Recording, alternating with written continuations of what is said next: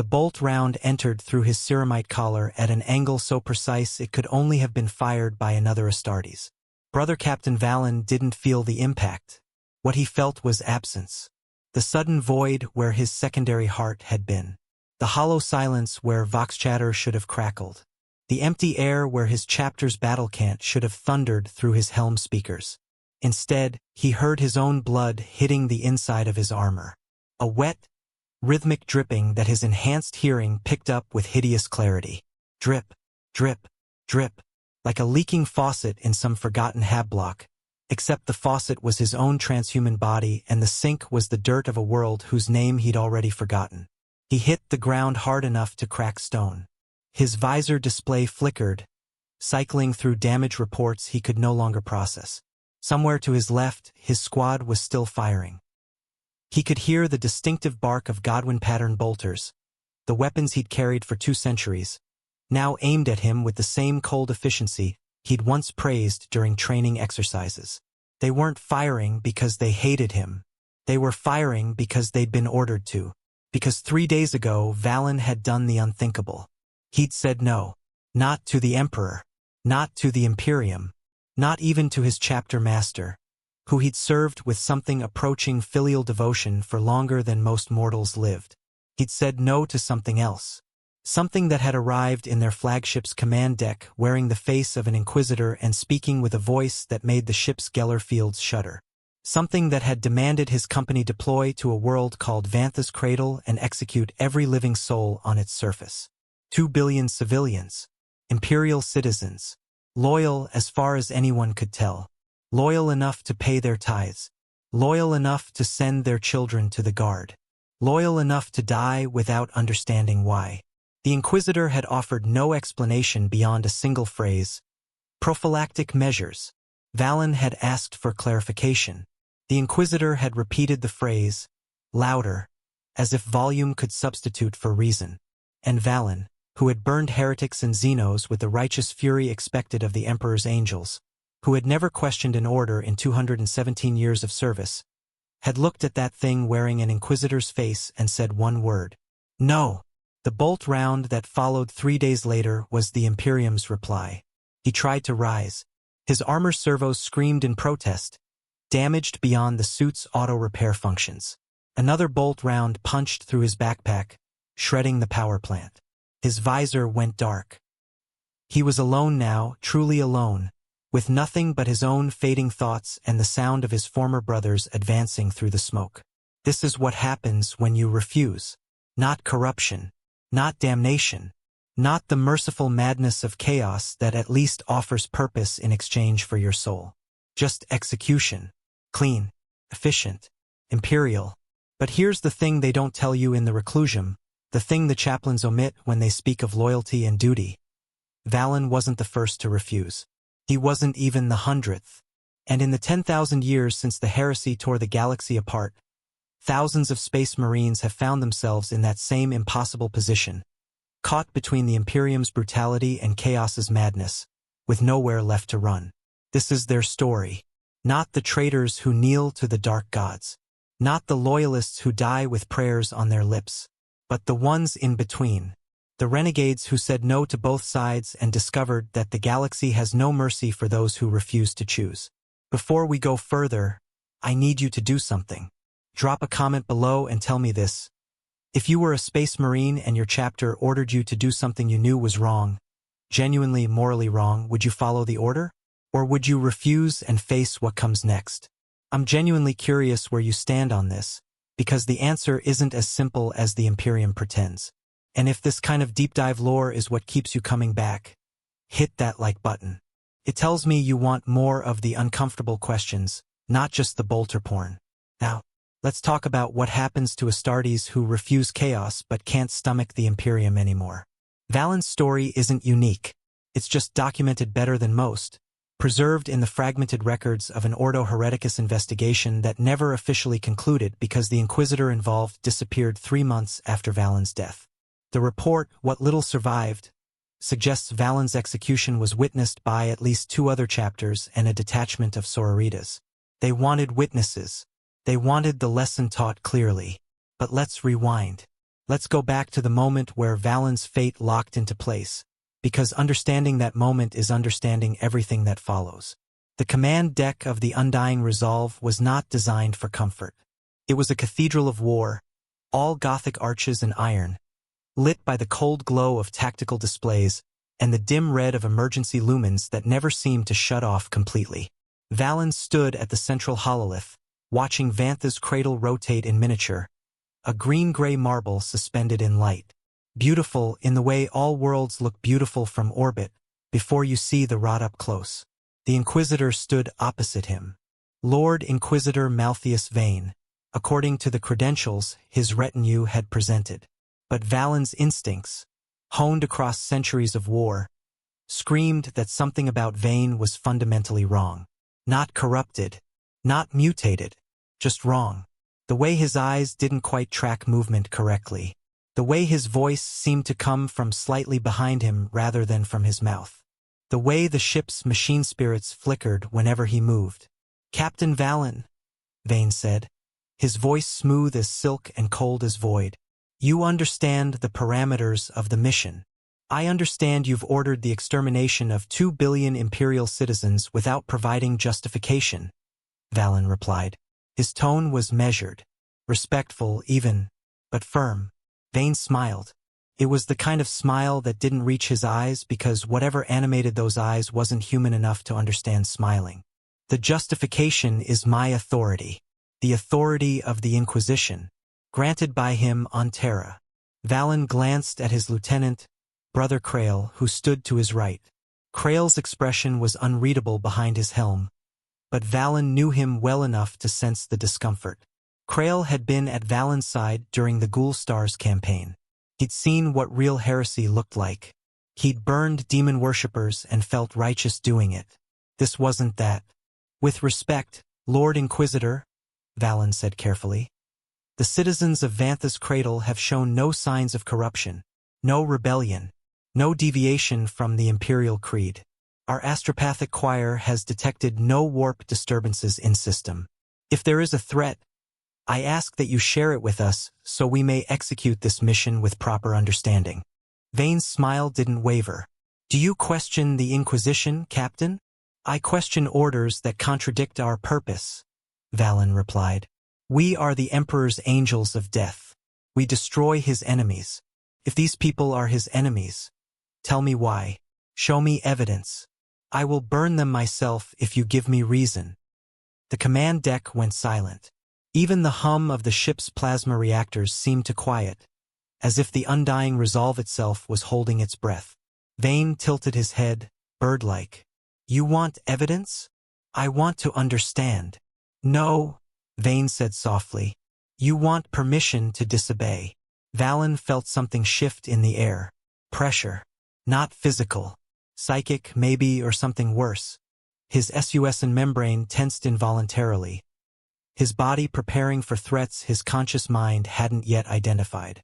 "I have served the Imperium for 217 years, Valen said, his voice hardening. "I have never disobeyed an order. I have never faltered. I have never questioned. But I will not murder billions without cause. If that is disobedience, then I am disobedient. But it is not heresy. It is not betrayal. It is loyalty to the Imperium as it should be, not as it has become." Vane laughed. It was a brittle sound like breaking glass. Loyalty to the Imperium as it should be. How very noble. How very naive. He turned to the sororitas standing near the bulkhead. "Canoness, you bear witness to this refusal." The canoness, a severe woman in power armor etched with prayers, nodded slowly. Her face was stone. "I do. And you, Captain Commander Thule of the Hammers of Dorn. You hear this Space Marine's defiance." Thule, a broad-shouldered Astartes in yellow plate, said nothing for a long moment. Then, quietly, "I hear it." Vane spread his hands as if concluding a sermon. "Then it is decided.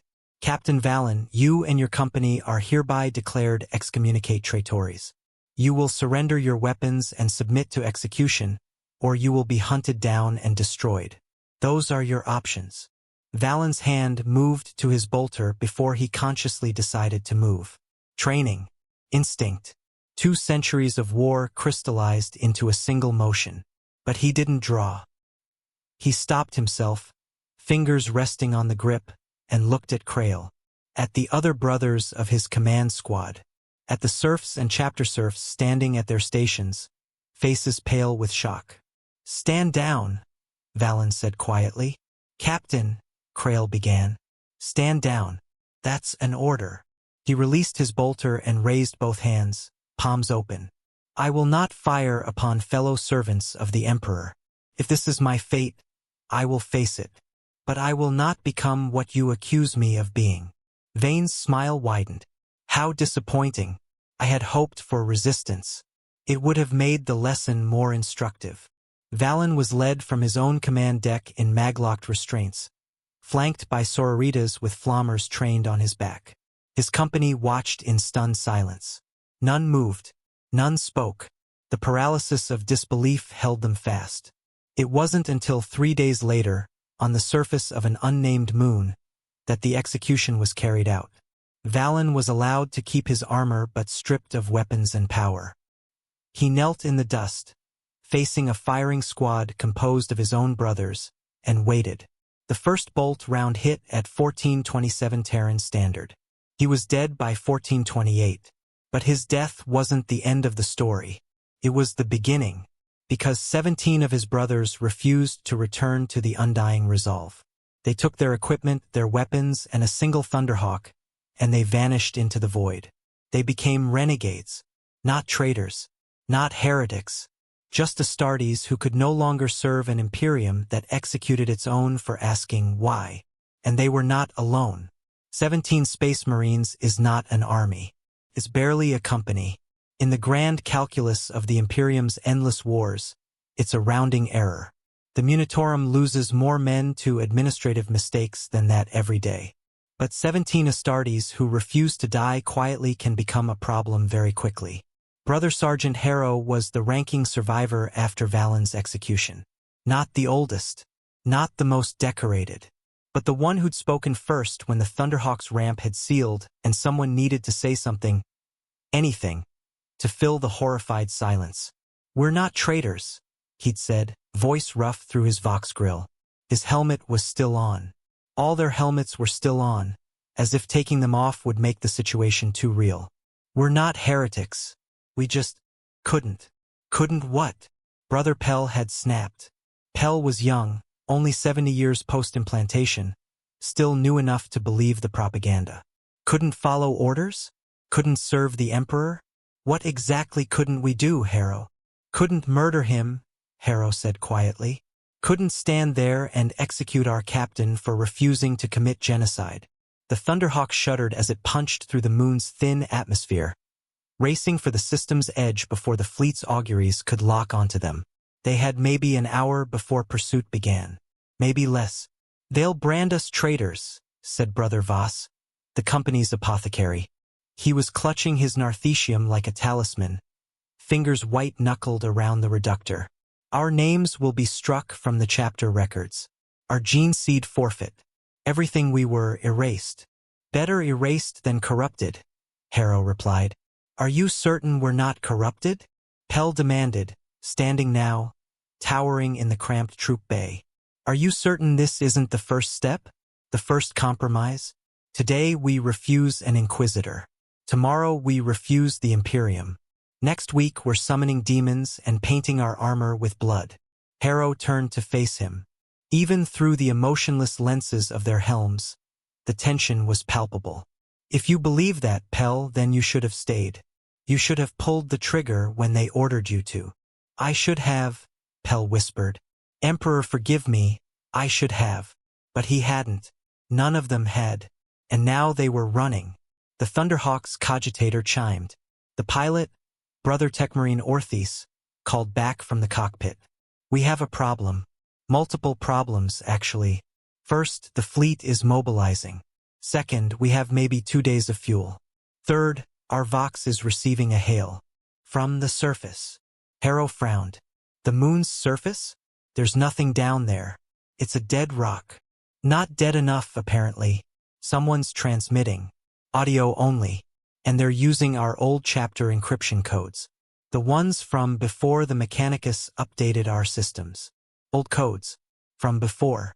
Harrow felt something cold settle in his gut. Play it. The vox crackled. The voice that emerged was distorted, layered with static and something else. Something that sounded like multiple voices speaking in imperfect unison. Brothers who run. Brothers who refuse. You are not the first. You will not be the last. If you wish to survive, alter course to these coordinates. If you wish to die, continue as you are. The Imperium's patience is measured in minutes, not hours. Choose quickly. The transmission ended. 17 Astartes stared at the Vox unit in silence. It's a trap, Pell said immediately. Obviously, Harrow replied. The question is whether it's a trap we can afford to avoid. We can't trust. We can't trust anyone, Pell. Not the Imperium. Not the Inquisition. Not even our own chapter, who apparently decided we were acceptable losses the moment Valen opened his mouth. So yes, it's a trap. But it might also be the only chance we have. Voss looked up from his narthecium. There are legends. Stories the apothecaries whisper when they think no one's listening. About Astartes who vanished. Not dead. Not corrupted. Just gone. Lost companies. Black shields. Renegades who somehow survived without falling to chaos. Legends, Pell said bitterly. Legends usually start somewhere, Harrow countered. He moved to the cockpit, leaning over Orthes' shoulder. Can you plot a course to those coordinates without the fleet tracking us? Orthes' mechadendrites twitched, interfacing with the Thunderhawk systems. It'll be tight. We'll need to skim the system's asteroid belt, kill our engines, drift for at least 6 hours. If they're scanning actively, they'll find us. If they're not, do it. The Thunderhawk banked hard, diving toward the belt's outer edge. Behind them, the fleet continued its slow turn, auguries sweeping the void. They hadn't been detected yet. Yet, the coordinates led them to a hollowed-out asteroid, its surface pockmarked with ancient mining scars. No energy signatures, no life signs, nothing that should have been capable of transmitting. But as they approached, a hatch irised open in the rock, revealing a docking bay barely large enough for their gunship. I don't like this, Pell muttered. Noted, Harrow said. Orthes, take us in. The Thunderhawk settled into the bay with a hiss of maglocks. The hatch sealed behind them. Atmosphere flooded the chamber, breathable according to their suit sensors, but stale. Old. As if it had been recycled through failing systems for decades. The ramp dropped. Harrow was the first out, bolter raised, sweeping the empty bay. His brothers fanned out behind him, weapons trained on every shadow. The bay was ancient, pre-Imperium maybe, or so old it predated any standardized STC design. The walls were smooth metal that didn't match any Imperial alloy he recognized. A door opened at the far end.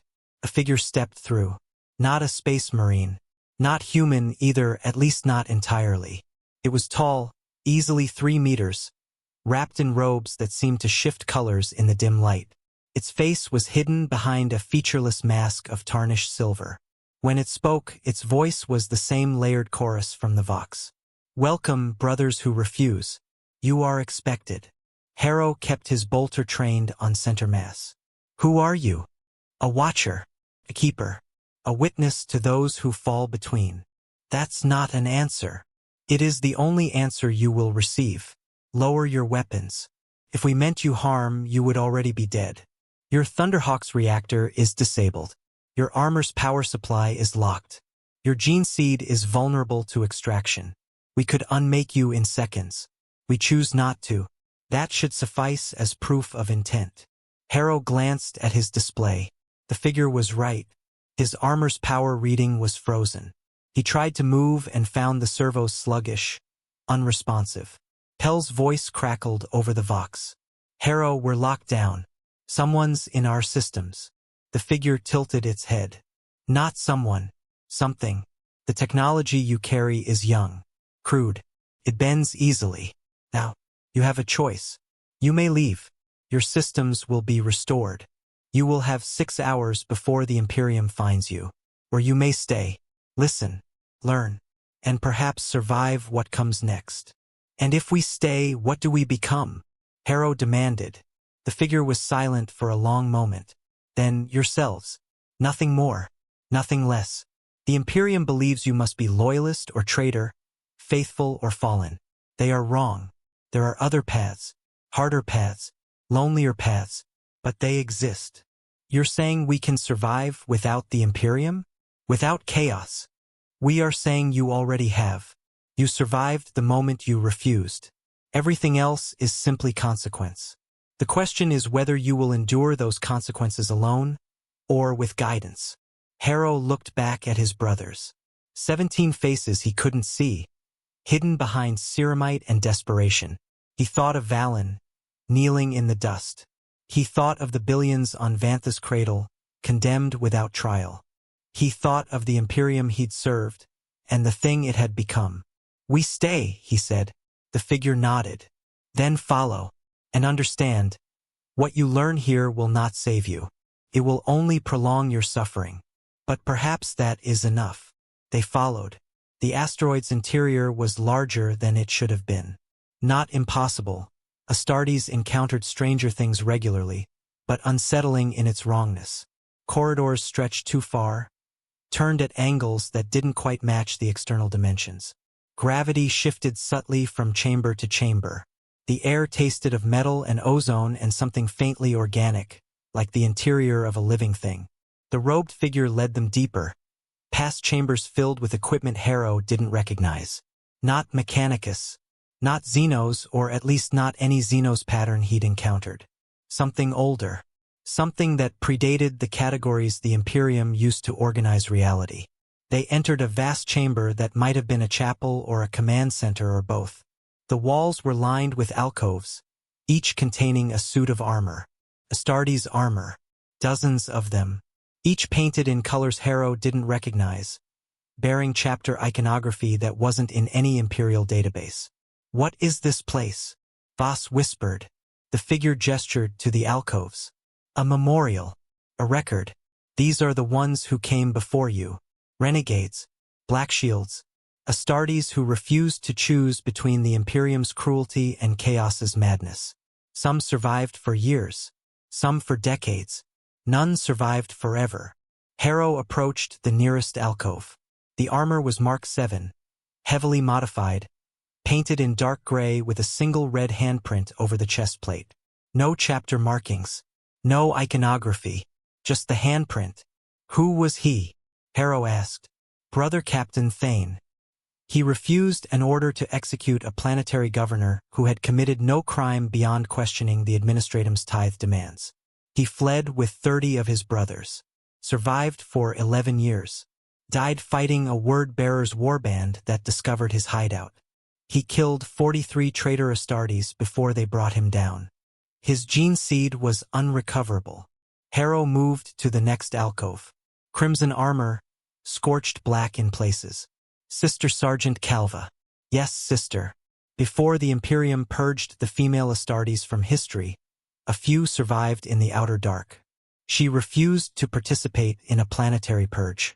Survived 6 years. Killed by an inquisitorial kill team. Her last words were recorded by the team's Vox. She said, "I die loyal." They executed her anyway. Alcove after alcove. Dozens of them. Each with a story. Each with a death. Pell stared at the collection, his voice hollow. They all died. Yes. Then what's the point? Why show us this? Why help us if we're just going to end up like them? The figure turned to face him. Because dying free is still better than living as a slave.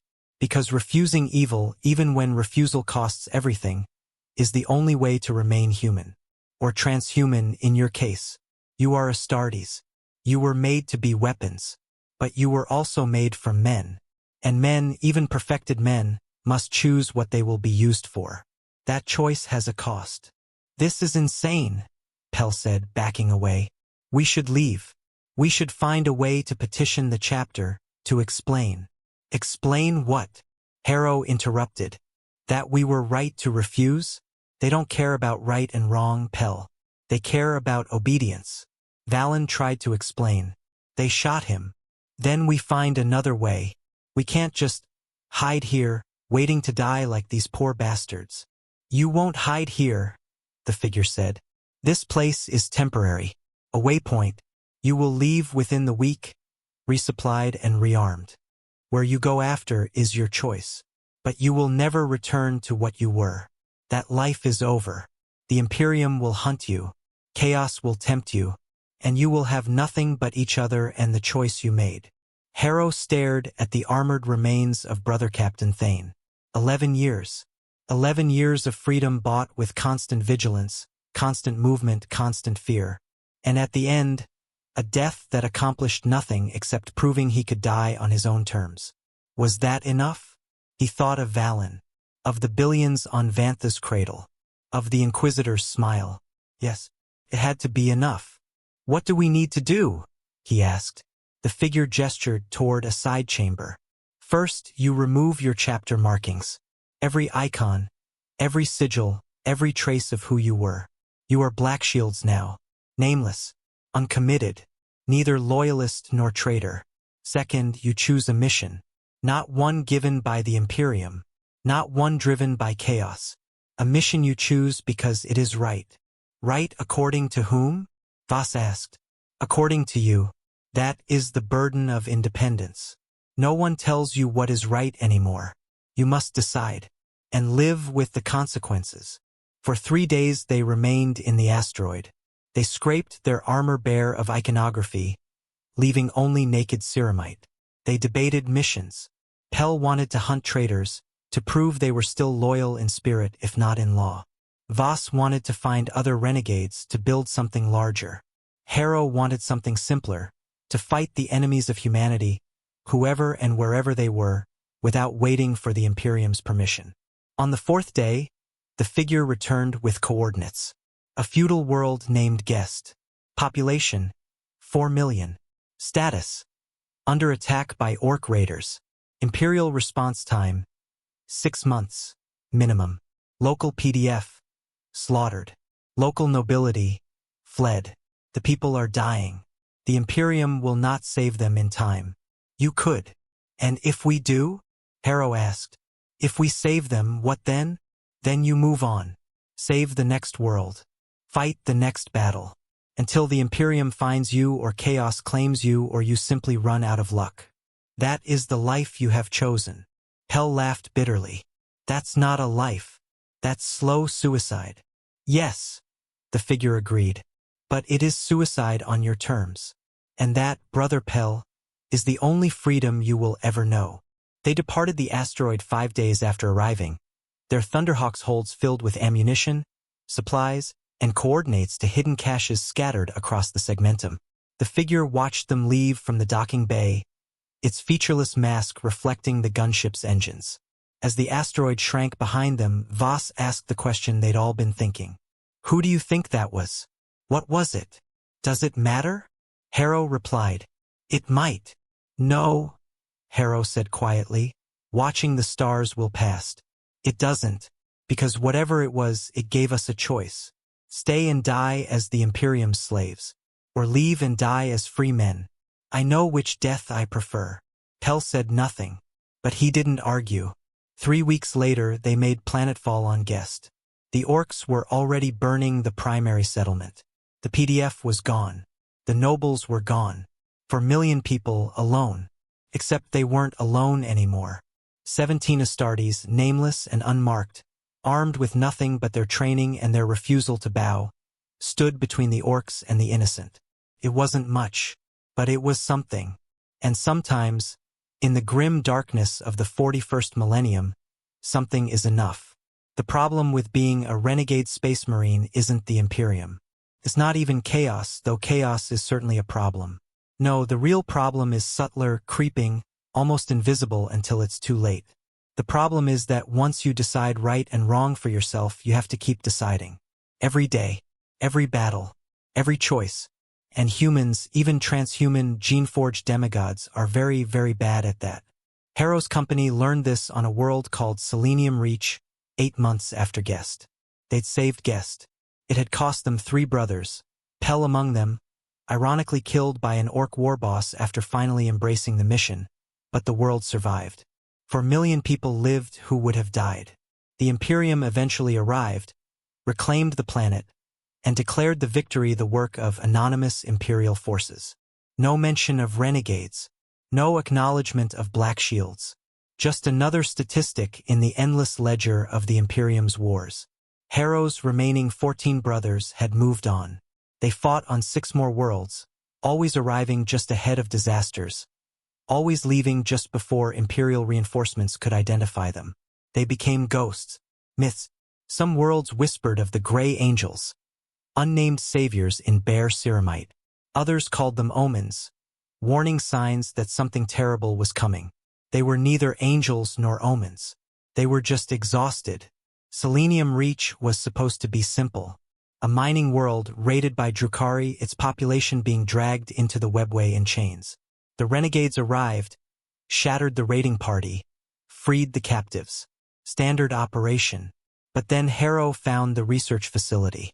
It was buried beneath the primary mine, hidden behind locks that shouldn't have existed on a feudal mining world. Inside, he found data slates detailing experiments. Not Drukhari experiments, Imperial ones. The Adeptus Mechanicus had been using the miners as test subjects, exposing them to low-level warp radiation to study mutation rates. Thousands dead, thousands more dying, all in the name of research. The facility's overseer, a Muggos named Dern, stood in the central laboratory surrounded by glass tanks containing things that might have once been human. His mechadendrites twitched with agitation as Harrow and his brothers entered, bolters raised. "You have no authority here," Dern said, his Vox-synthesized voice flat and emotionless. "This facility operates under inquisitorial mandate. Departure is advised. Interference will be reported." Harrow stared at the tanks. One contained a child, or what had been a child before the mutations twisted its body into something unrecognizable.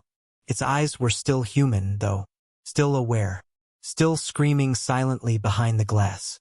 "How many?" Harrow asked quietly. Query imprecise. Clarification required. "How many have you killed?" Dern's optical sensors clicked and refocused.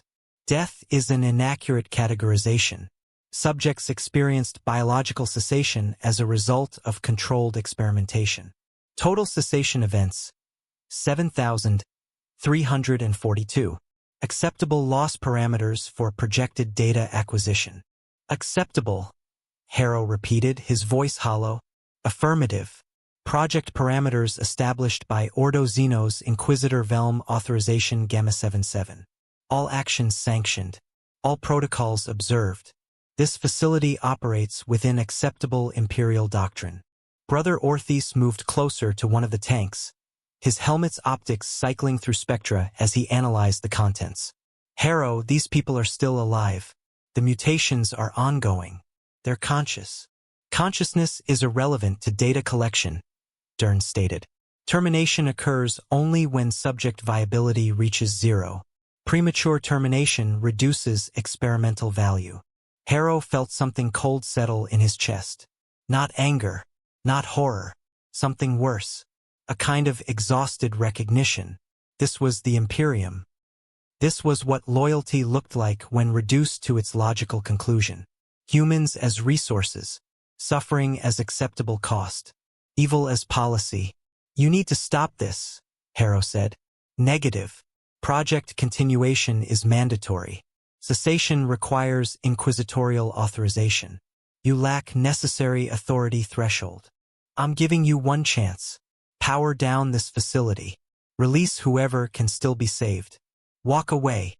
Dern's mechadendrites spread in what might have been a threatening gesture or simply a reflexive posture. Threat assessment minimal. Renegade Astartes lack authority to interfere with sanctioned Imperial operations. Vox transmission to local defense forces initiated. Estimated arrival time, 14 minutes. Recommendation: withdraw immediately or face charges of heresy and Harrow shot him. The bolt round entered through Dern's optical cluster and detonated inside his cranial housing. The Muggos's body remained standing for several seconds, mechadendrites twitching spasmodically, before collapsing in a heap of robes and sparking augmetics. His brothers stared. The silence in the laboratory was absolute except for the hum of the tank's life support systems and the wet, labored breathing of the things suspended inside them. He was murdering them, Harrow said, his voice flat. Sanctioned or not, he was murdering Imperial citizens. We stopped that. That's what we do. He was unarmed, Voss said quietly, moving to examine Dern's corpse. He surrendered, or was attempting to. He was guilty. That's not our judgment to make, Harrow. Then whose is it? Harrow demanded, turning on the apothecary. His voice rose, echoing off the laboratory walls. The Inquisitions? The same Inquisition that ordered Valen executed for refusing to commit genocide? The same system that sanctioned these experiments? Who gets to decide, Voss?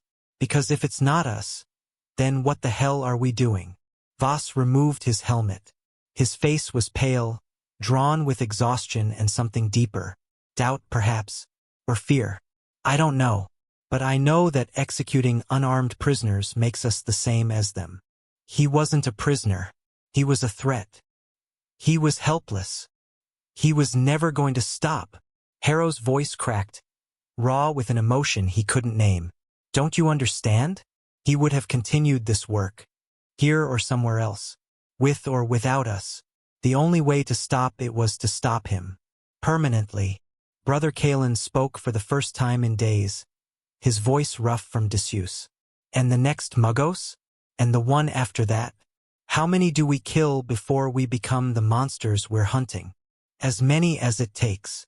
The words hung in the air like a death sentence. They destroyed the facility, used melta-charges to slag the equipment, to ensure no data could be recovered. They tried to save the subjects in the tanks, but most died within minutes of being disconnected from the life support systems. Their bodies had been too thoroughly altered, too dependent on the machines that sustained their tortured existence. 11 survived. 11 out of thousands. Harrow watched them stumble out of the facility, their mutations hideous but stable, and wondered if he'd save them or simply condemn them to a slower death. The Imperium would never accept them. Their own families would likely reject them. They would die outcasts, alone, carrying the scars of Imperial cruelty for however many years they had left. Was that victory? Was that justice? Or was it just trading one kind of suffering for another? They left Selenium Reach in silence. But something had shifted within the company. A line had been crossed that none of them could quite articulate but all of them felt. Brother Orthes tried to frame it during their transit to the next system, standing in the Thunderhawk's bay while the others checked their war gear. "We're supposed to be better than them," he said quietly. "That's the whole point, isn't it? We refused because we're supposed to be better." "Better at what?" Harrow replied without looking up from his bolter's maintenance ritual. "Better at being human. At remembering why the Imperium was supposed to matter. At not becoming the same kind of monsters we're fighting." "The Imperium murders children for the crime of existing," Harrow said, his tone matter-of-fact. "It harvests organs from prisoners. It conducts experiments that would make Dark Eldar envious. It executes its own soldiers for refusing illegal orders. We're not the same as them, Orthes. We can't be, because we still care about the difference between right and wrong." "Do we?" Orthes challenged. "Because from where I'm standing, we just executed an unarmed man without trial. That's what the Imperium does. That's what we're supposed to be against. He was guilty. So are we. We're all guilty of something. The question is who decides." Harrow finally looked up, his eyes hard. "We decide. That's the price of refusing. That's what it means to be free. No one else makes our choices. No one else bears our sins. Just us." "That's not freedom," Voss said from across the bay. "That's just a different kind of tyranny. We've made ourselves judge, jury, and executioner. We answer to no one. We're accountable to nothing. How is that different from the Inquisition?" "Because we're right. The words fell like stones. Voss stared at him. That's what they all say, Harrow. Every tyrant, every zealot, every murderer with a philosophy. They all believe they're right. Then maybe rightness isn't the point, Harrow snapped. Maybe the point is just to do something, to act, to refuse to be paralyzed by moral complexity while people die. The Imperium is a machine that grinds up billions of lives every day in the name of order. Chaos is a madness that promises power while it devours your soul. We're the only ones trying to find a third path. And yes, that path is messy. Yes, we make mistakes. But at least we're trying. Trying to do what? Kalen asked, his voice quiet but sharp. Save the Imperium from itself? We're 17 men. 16 now. We can't change the Imperium. We can barely save a single world. All we're doing is delaying the inevitable while we slowly turn into the thing we fled. Harrow had no answer for that. Because Kalen was right. They were fighting a war they couldn't win against an enemy too vast to comprehend. Every world they saved would fall eventually, either to Xenos or chaos or the Imperium's own brutality. Every life they preserved was just another candle in an endless darkness. But what else could they do? Surrender? Return to the Imperium and beg forgiveness? Kneel before the same system that had executed Valen for asking why? No, they would fight. They would resist. They would carve out their small corner of defiance in a galaxy that demanded absolute obedience. And if that defiance slowly corroded them, slowly turned them into reflections of the thing they opposed, then at least they would die knowing they'd chosen their own damnation. At least they'd die free. Over the next year, the lines blurred further. On Carveth 9, they encountered an Imperial Guard regiment executing civilians for treason. The civilians' crime? Hoarding food during a famine the Administratum had caused through mismanagement. The regiment's commander, a Colonel Drask, explained that the executions were necessary to maintain order, that the Imperium's authority had to be absolute or it meant nothing. Harrow's company intervened. They killed 17 guardsmen in the firefight. Not traitors, not heretics, just soldiers following orders. The civilians lived. But when Harrow's company departed, they left behind a power vacuum. Within a month, local warlords seized control. Within 6 months, the world had descended into civil war.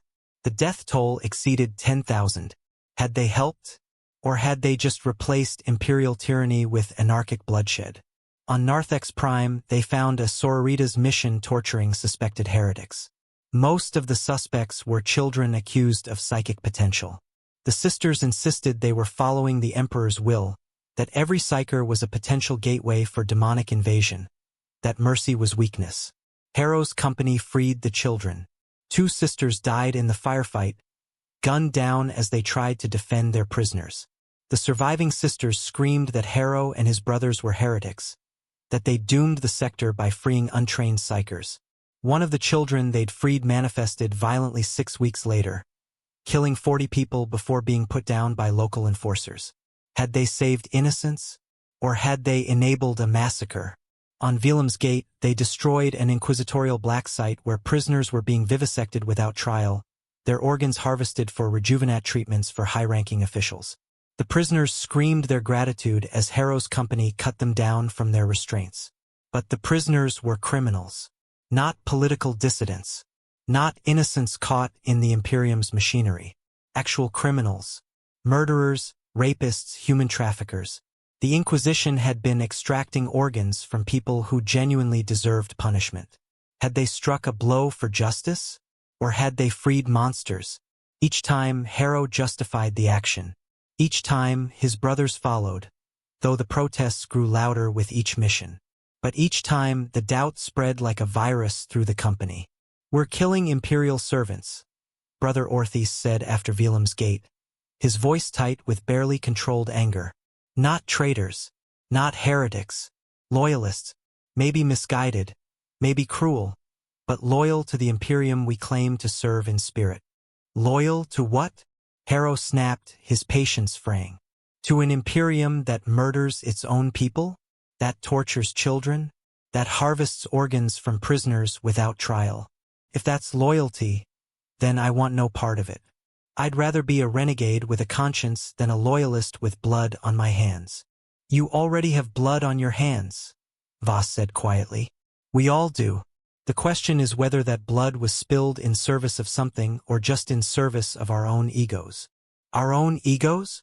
Harrow's voice rose to a shout. I watched our captain executed for refusing to commit genocide.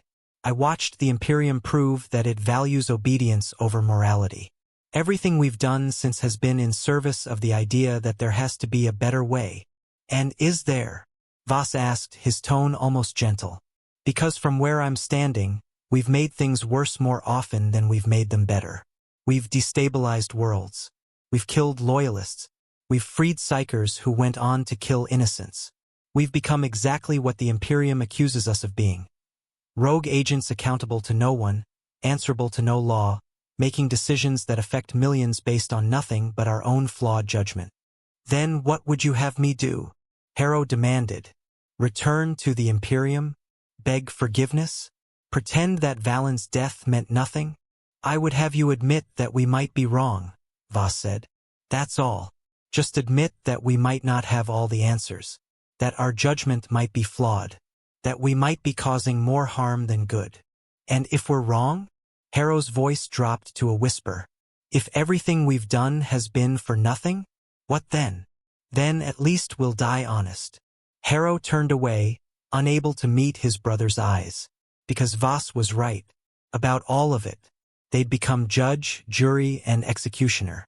They'd killed Imperial servants, destabilized worlds, freed prisoners who went on to commit atrocities. They'd made themselves the arbiters of right and wrong in a galaxy where right and wrong were concepts too slippery to hold. And the worst part? They'd done it all with the absolute certainty that they were right, that their judgment was superior, that their conscience was a better guide than the Imperium's laws. That certainty, that absolute conviction of their own righteousness, was the most dangerous corruption of all. Because it wasn't chaos. Chaos was obvious. Chaos whispered promises of power and pleasure and showed you exactly what you were becoming. This was subtler. This was the slow erosion of doubt, the gradual replacement of humility with hubris, of service with self-righteousness. This was the corruption of believing you knew better than everyone else. And it had infected them so thoroughly they couldn't see it anymore. It came to a head on a world called Broken Promise. The planet was a feudal backwater, recently brought into compliance. The Imperial governor, a man named Torvin, was instituting reforms, education programs, infrastructure improvements, limits on the nobility's power. By Imperial standards, he was dangerously progressive. By human standards, he was barely competent. But he was also consolidating power by executing dissidents. Not traitors, not heretics, just people who spoke against him. Political rivals. Religious leaders who questioned his authority. Journalists who documented his failures. Hundreds dead. Thousands imprisoned. All in the name of progress and stability. Harrow's company debated for 3 days straight. The arguments became heated, physical at times. Brothers who'd fought side by side for years suddenly found themselves at each other's throats. Half wanted to intervene. Half wanted to leave. Torvin was making the planet objectively better, even if his methods were brutal. Literacy rates were rising. Infrastructure was improving. The population's standard of living was increasing for the first time in generations. Wasn't that better than the alternative? Wasn't pragmatic evil better than idealistic chaos? We intervene, Harrow finally decided, his voice leaving no room for argument. We can't pick and choose. If we stand against tyranny, we stand against all of it. Otherwise, we're just hypocrites with bolters. Even when the tyrant is making things better? Voss asked, his tone weary. Even when intervention will likely make things worse? Better by whose measure? The people in his prisons. Their families? The ones too afraid to speak because they'll be disappeared. And what about the millions benefiting from his reforms? Do they not get a say? Not if those benefits are bought with innocent blood. All benefits in the Imperium are bought with innocent blood, Voss said quietly. That's what the Imperium is. A machine that grinds up the few to preserve the many. Torvin is just playing the same game on a smaller scale. If we kill him, we're not striking a blow for freedom. We're just clearing the board for someone worse. You're splitting hairs, Harrow said. No, I'm recognizing reality. You're clinging to principles that don't apply in a galaxy this dark. If we abandon our principles, what separates us from them? Nothing, Voss admitted. But maybe that's the point. Maybe there is no separation. Maybe we've been lying to ourselves from the beginning, pretending we're heroes when we're really just renegades with a better story. Harrow stared at him for a long moment. Then, quietly, "If you truly believe that, why are you still here?" Voss had no answer. They infiltrated the governor's palace 3 nights later. Harrow intended to confront Torvin, to demand he stop the executions or face consequences. It was supposed to be a negotiation, a chance for the governor to prove he was better than the Imperium's usual tyrants. It didn't work out that way. Torvin met them in his study, surrounded by data slates and architectural plans. He was a small man, unremarkable in appearance, with the kind of face you'd forget 5 minutes after seeing it. But his eyes were sharp, intelligent, and utterly unafraid. "So," he said, not bothering to rise from his desk, "the Grey Angels, the mysterious saviors, the renegades who think they're heroes." He smiled. "I've read the reports. I know what you are." "Then you know why we're here," Harrow said. "To kill me, presumably, for the crime of executing dissidents." Torvin leaned back in his chair. "Tell me, how many have you killed?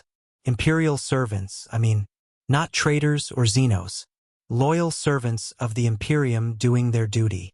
Harrow didn't answer. "I'll tell you," Torvin continued.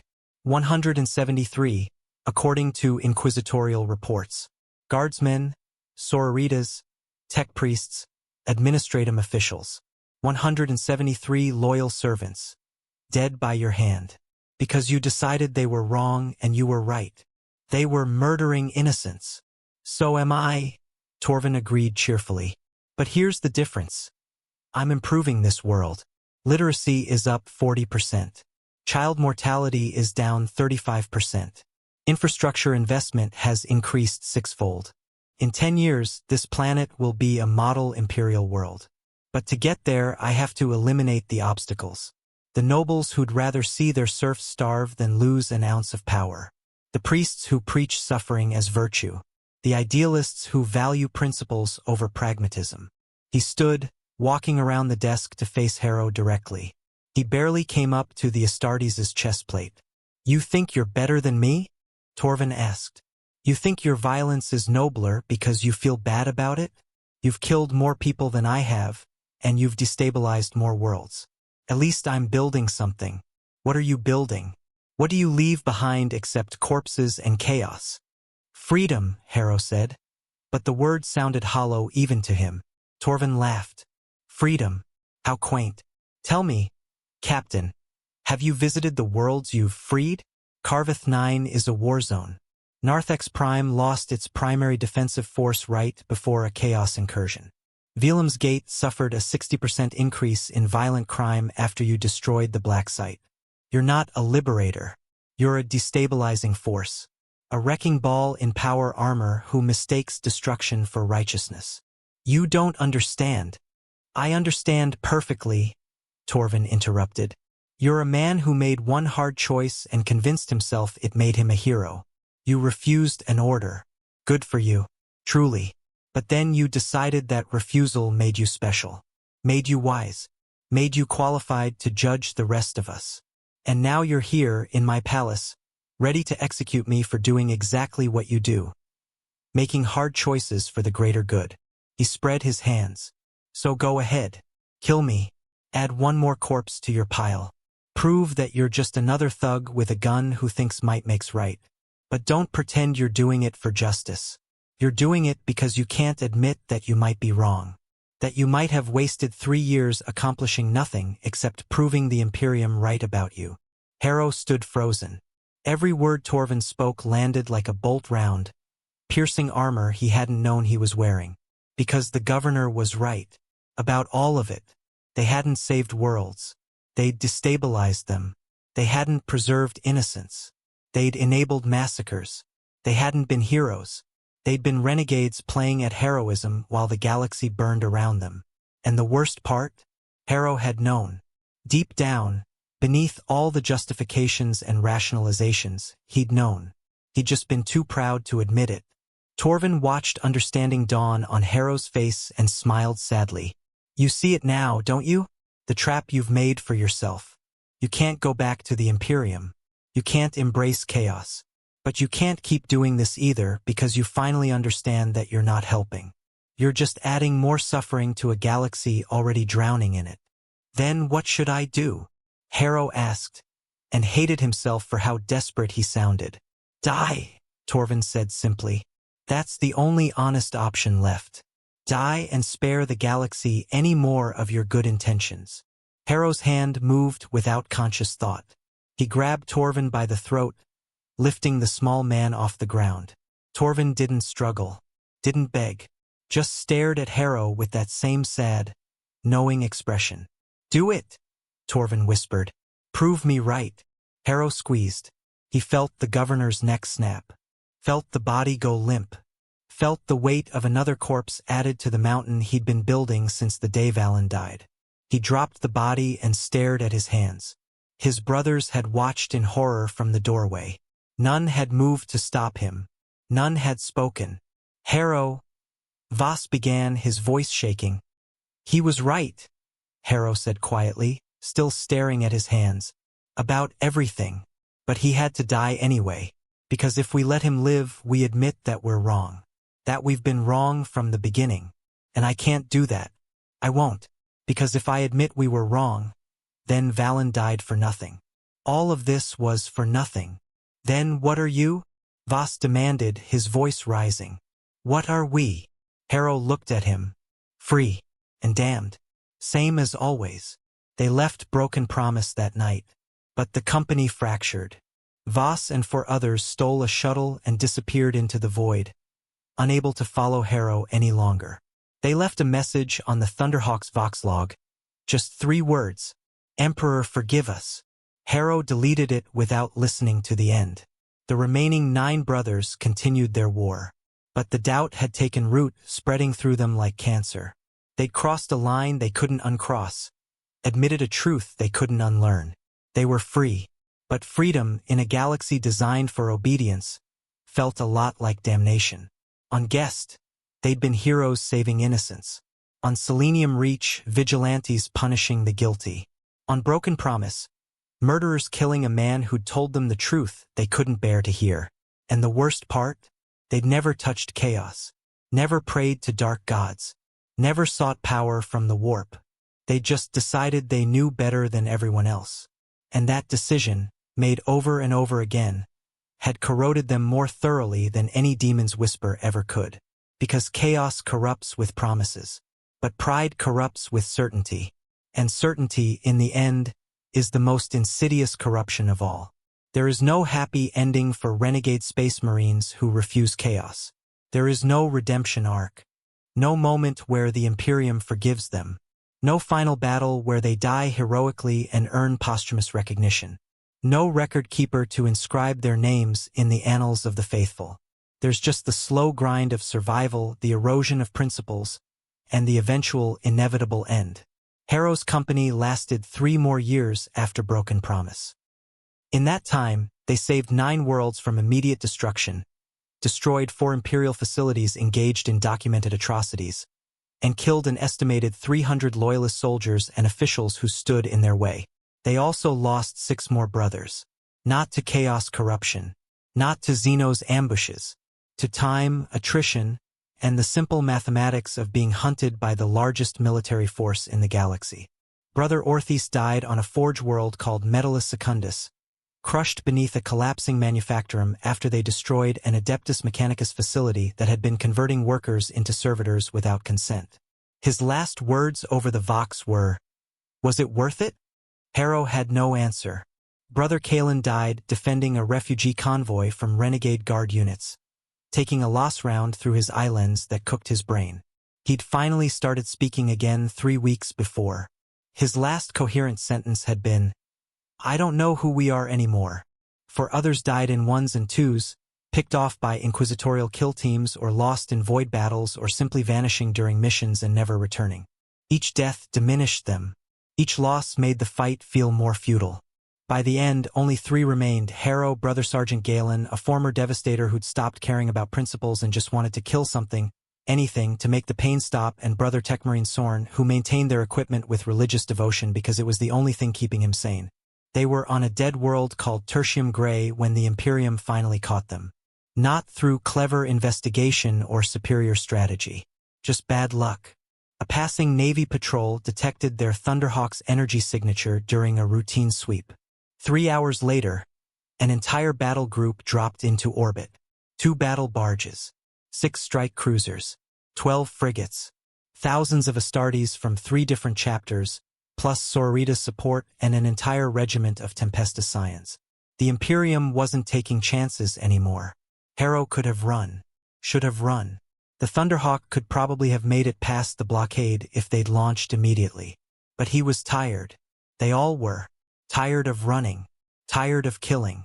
Tired of pretending they were making a difference when every world they saved just found new ways to suffer. Tired of being right when being right accomplished nothing. So they waited.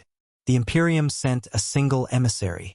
An old space marine wearing the colors of the Ultramarines, his armor bearing the scars of centuries of service.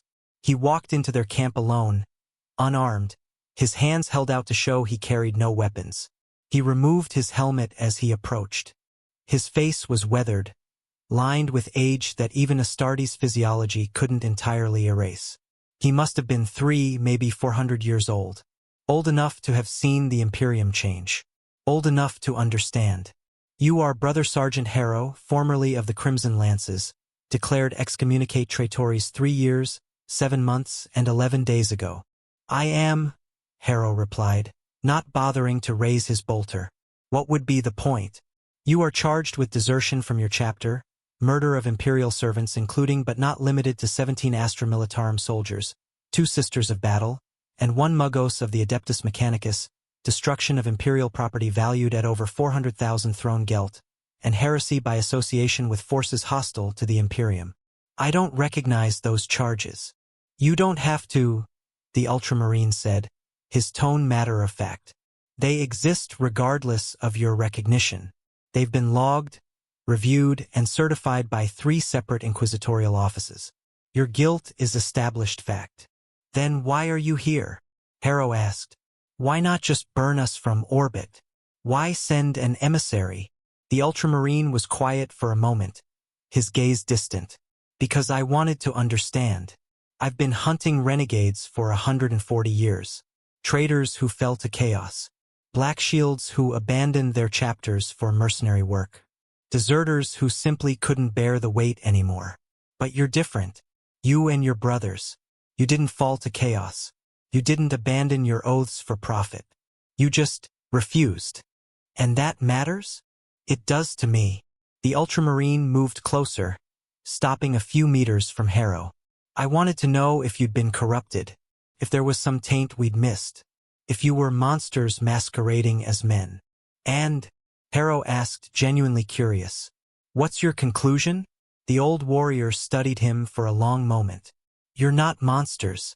You're just men who couldn't bear the Imperium's cruelty. Men who thought they could do better. Men who believed, truly believed, that there had to be a third path between loyalist and traitor. He sighed. You were wrong, of course. There is no third path. The galaxy doesn't allow for it. You can serve the Emperor or you can serve his enemies. Those are the only options reality provides. That's a lie, Harrow said, but the protest sounded weak even to him. Is it? Tell me, Harrow, did you make things better? The 9 worlds you saved, are they thriving now? The atrocities you stopped, did ending them prevent new ones? The Imperial servants you killed, did their deaths accomplish anything except adding to the galaxy's body count? Harrow had no answer, because he knew. He'd known for a year now, ever since Broken Promise. They hadn't made things better. They just made them different, shuffled the deck, rearranged the suffering without reducing it. I didn't think so, the Ultramarine said quietly. Do you want to know what happened to the worlds you saved? No, Harrow whispered. But you're going to tell me anyway. Guest fell to an orc whack 6 months after you left. The PDF you'd helped train fought well, but they were simply outnumbered. 4 million dead. Every single soul you'd saved. Selenium Reach descended into civil war after you destroyed their research facility. Turns out that facility was the planet's primary employer. When it collapsed, the economy followed. 200,000 dead in the riots. Carveth 9 became a chaos cult stronghold after you killed that guard regiment. They were the only force keeping the cults suppressed. The Imperium had to exterminate us the entire world. 9 billion dead. Each word landed like a physical blow. Harrow felt his knees weakening, his transhuman physiology struggling to process the sheer weight of failure. Shall I continue? The Ultramarine asked, and there was genuine pity in his voice. Or have you heard enough? Enough, Harrow managed. Good, because I take no pleasure in this. You're not evil men, Harrow. You're not traitors or heretics. You're just men who made a choice that felt right in the moment and then spent 3 years discovering that rightness isn't enough. That good intentions can't substitute for understanding. That refusing to participate in evil doesn't automatically make you good. He replaced his helmet, his voice taking on a cold, official tone. By order of the Inquisition and with the authority vested in me by the Adeptus Astartes, you and your brothers are sentenced to death. Execution will commence at dawn tomorrow. You will be given the Emperor's peace with the same honor we'd grant any fallen brother. Your gene seed will not be recovered. Your names will be struck from all records. Officially, you never existed.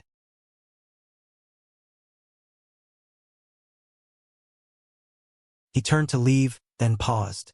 For what it's worth, I understand. Many of us do. The Imperium is cruel, unjust, monstrous in its scope and implementation. But it's also the only thing standing between humanity and extinction. You wanted a better way. There isn't one. There's just survival. And survival demands sacrifices that good men can't stomach. Then what does that make you? Harrow asked, his voice hollow. You understand we're not evil. You know we were trying to do the right thing. And you're going to execute us anyway. What does that make you? The Ultramarine stood silent for a long moment. Then, quietly, it makes me a loyalist, a servant of the Imperium, a man who chose pragmatism over principle. Maybe that makes me a coward. Maybe it makes me complicit. But it keeps me alive. And sometimes, staying alive is all you can do. He walked away without another word. Harrow turned to his remaining brothers. Galen was sitting on a piece of broken masonry, staring at nothing. Sorn was performing maintenance on his servoarm with trembling hands, the repetitive motion the only thing keeping him from breaking down entirely. So that's it, Galen said finally. We ran for 3 years, killed hundreds, destabilized dozens of worlds. And in the end, it was all for nothing. We didn't save anyone. We didn't change anything. We just killed and ran until we couldn't run anymore. We tried, Harrow said, but the words were ash in his mouth. Trying isn't enough, Sorn muttered, his voice barely audible. Trying just means you failed slowly. They sat in silence as the sun set on tertium gray, painting the sky in shades of red and purple. Beautiful in the way dying things are often beautiful. Final. Absolute. Do you regret it? Galen asked eventually. If you could go back, would you still refuse? Would you still walk away? Harrow thought about Valen, kneeling in the dust. About the billions on Vantha's cradle who'd been condemned without trial. About the Inquisitor's smile. About every choice that had led him here, to this dead world, waiting for execution. Yes, he said finally. I'd refuse. Because even knowing what I know now, even understanding that refusal accomplished nothing, I couldn't be the man who pulled that trigger. I couldn't execute my captain for refusing to commit genocide. I couldn't live with that. Better to die out here, branded a traitor, than live as a loyal servant of atrocity. Even if dying accomplished nothing? Even then. Galen nodded slowly. Then I suppose we die honest, at least. That's more than most get. The orbital bombardment began at dawn, precisely as promised. Lance strikes from orbit, precise and devastating. The Imperium gave them that much dignity, a clean death. No torture, no public execution, just the Emperor's peace, delivered with the cold efficiency that defined the Imperium. Harrow and his brothers stood in the center of their camp, armor dented and scored from 3 years of constant war, and watched the sky turn white with incoming fire. They didn't run, didn't pray, didn't beg, just stood together, 3 brothers who'd refused the universe's simplicity and paid the price for their defiance. Harrow's last thought, in the microsecond before the lance strike vaporized him, was neither regret nor pride. Just a simple observation. At least we chose. Then the light consumed them, and they were gone. Clean, efficient, Imperial. Their gene seed was never recovered. Their names were struck from all records. Their chapter's history was edited to remove any mention of their existence. Officially, they'd never been born. But here's the thing about stories like this. They don't really end. Not completely. Because somewhere in the Imperium, right now, another space marine is being given an order they can't stomach. Another brother is looking at the thing the Imperium has become and wondering if loyalty means obedience or something more fundamental. And some of them will refuse. They'll become renegades. Not traitors. Not heretics. Just Astartes who couldn't serve an empire that demands absolute obedience even in the face of absolute evil. Some will fall to chaos eventually. The promises of the dark gods are seductive, and the galaxy is cruel to those who refuse all sides. Power, purpose, place to belong. Chaos offers all of it, and when you're alone in the void with nothing but your failing principles, those offers become very tempting indeed. But some won't fall. Some will stay in that gray space between loyalist and traitor, fighting their private wars with no support, no recognition, no hope of anything except dying free.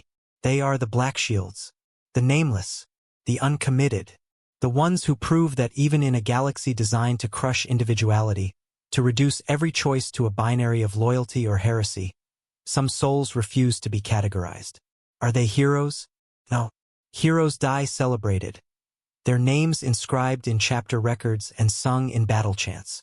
These men die forgotten, erased as thoroughly as any heretic. Are they traitors? No. Traitors serve chaos, trade their souls for power, embrace corruption. These men serve nothing except their own conscience, which is simultaneously everything and nothing. There's something harder to define, something the Imperium can't tolerate because it questions the entire foundation of the Imperial cult. They're proof that morality and loyalty aren't always the same thing, that sometimes the righteous path leads away from service, that obedience and virtue can be enemies rather than allies. They're free, and freedom in the Imperium of man is the worst heresy of all. Because an empire built on the sacrifice of trillions can't afford to let anyone ask if those sacrifices are necessary. Can't permit anyone to question whether the cruelty is truly required or just habitual. Can't allow anyone to suggest that maybe, just maybe, there's a better way.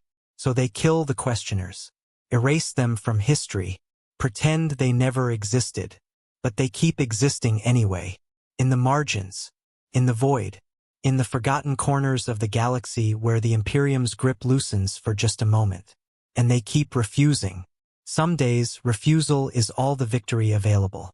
Some days, dying free is the only triumph left. So here's my question to you, and I want you to really think about it before answering in the comments. Knowing what you know now, knowing that refusal leads to this, to failure, to death, to the corruption of your own principles, to dying forgotten and erased, would you still refuse the order? Would you still say no, even if no meant everything you've just read? Even if you knew your refusal would accomplish nothing except adding your name to a list of forgotten failures? Because that's the real question. Not whether you'd refuse once, in a moment of moral clarity, but whether you'd keep refusing, day after day, battle after battle, watching everything you fought for turn to ash, knowing that in the end you'll die alone and unmourned. Would you still choose that? Or would you take the easier path? Bow your head, follow orders, and live as a loyal servant of evil? There's no right answer. That's the point. The galaxy doesn't offer right answers, just impossible choices and the people who make them. Drop your answer below. Be honest. This isn't about what sounds heroic or noble. It's about what you'd actually do when faced with Valen's choice. When the Inquisitor gives the order and you have seconds to decide. And if this story hit you the way it hit me researching it, hit that like button. Subscribe if you want more deep dives into the parts of Warhammer 40k lore that don't have easy answers. Because the galaxy is full of stories like this. Stories about the people who fall between the cracks of the Imperium's certainty. Stories about the cost of freedom in a universe designed for slavery. Thanks for sticking with me through all 9,000 words of this. I know it was heavy. I know it doesn't have a happy ending. But that's the point. Not every story ends with victory. Sometimes the best you can do is choose your damnation. I'll see you in the next one. The Emperor protects. But sometimes protection looks a lot like abandonment. And sometimes the only way to stay human is to refuse to be protected at all. And if you're still here wondering about that mysterious figure in the asteroid, about the network of renegades that seems to exist in the margins of the Imperium, well, that's a story for another time. But I'll give you a hint. There are older forces in the galaxy than Chaos and the Imperium. Forces that have been watching for 10,000 years, collecting the lost and the damned, preserving the stories the Imperium wants erased. Why? What do they want? Who are they? Maybe we'll explore that next time. If you want to know more, let me know in the comments. Until then, stay vigilant, stay questioning, and remember, in the grim darkness of the far future, the greatest heresy isn't worshipping the wrong gods. It's thinking for yourself.